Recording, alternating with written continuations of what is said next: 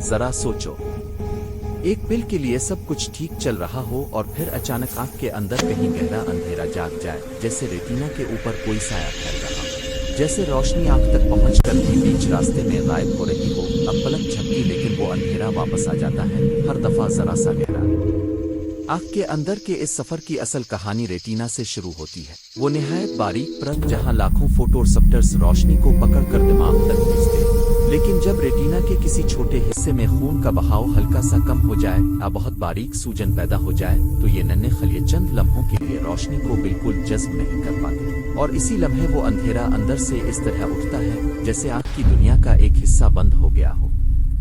اس وقت راڈز اور کونز دماغ کو ایمرجنسی سگنل بھیجتے ہیں کہ روشنی غائب، کچھ ٹھیک نہیں، اور دماغ فوراً ویژول فیلڈ کا وہ حصہ بلیک کر دیتا ہے تاکہ غلط تصویر نہ بنے۔ اسی لیے یوں محسوس ہوتا ہے جیسے آنکھ کے پیچھے کوئی باریک سا سایہ سر ہے، حالانکہ اصل میں وہ ریٹینا کا عارضی سلیپ موڈ ہوتا ہے۔